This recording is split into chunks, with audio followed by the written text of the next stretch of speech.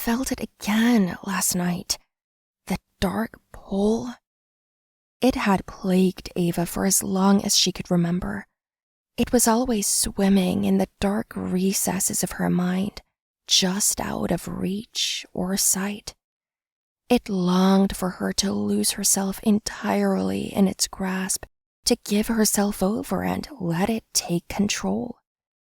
That much she knew. She felt. The sliding of the chair legs against the hard wood brought her out of her reverie. Damn, he's sitting down? What was the plan? Drop your book, Ava! She pushed her chair out to stand up. The target had taken a seat behind her, his coffee already set on the table. He reached down to unzip his laptop case sitting on the floor. Ava dropped her book on the floor as she stood up, just as she had rehearsed. The man turned to see what had made the sound. He eyed the book and reached down to pick it up. She feigned surprise that her novel had somehow slipped her grasp. The aroma was almost overpowering. He smelled like body spray and bleach. He was manicured head to toe, a fresh haircut, clean shaven, and a crisp white shirt over dark jeans. It was part of his cleansing ritual. He had come here to hunt, cleaned and sanitized in preparation for the kill. Pierce Anthony. I haven't heard of him. Any good? He asked with a predatory smile, handing the book to Ava. Oh, it's excellent, Ava answered flirtatiously as she took the offered book back. Thank you, she replied as she brushed a lock of her dark hair behind her. Ava saw his eyes fall to her blouse. She had purposefully left the top 3 buttons undone. She did not have the most significant assets, but she knew how to show the girls off. She chose her outfit with care for this mission. She wore a sleeveless emerald green blouse with simple stitching down the front, untucked and almost form-fitting, and black yoga pants, just his style. She smiled again at him as she tucked the book under her arm and made her way to the bathrooms in the back. The man stood up from his chair and followed Ava, just as she had planned. She rounded the corner to the bathroom and shot him a sidelong glance as she disappeared. She took the out-of-order sign off the restroom door that she had placed earlier and walked in. Moments later, the door opened, and the man stepped in. Sir, this is the women's restroom, Ava said, looking up at him as she stood next to the sink.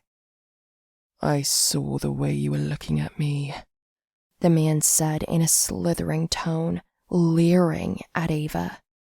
I know what you really want. And what is that? Ava asked, playing along. He said nothing as he threw the latch on the door and advanced on her. Ava played as though frightened, already knowing how he would respond to it.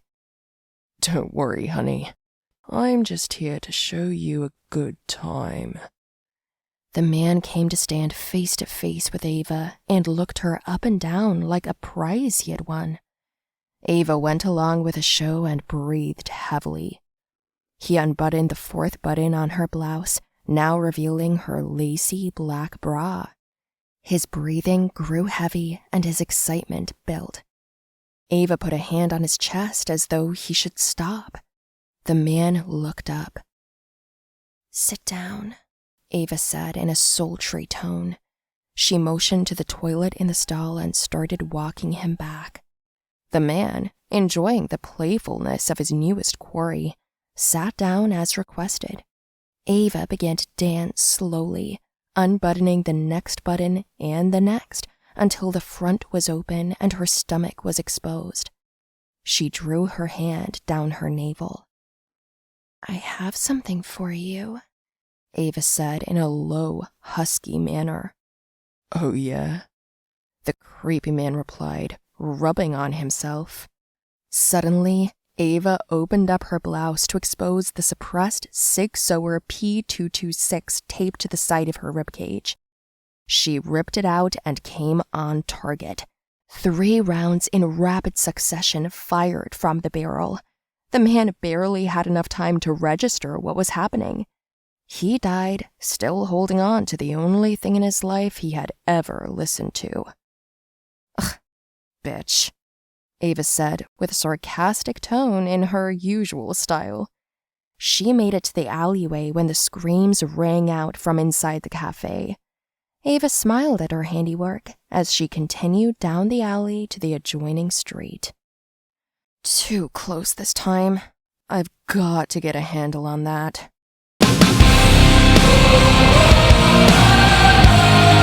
It's time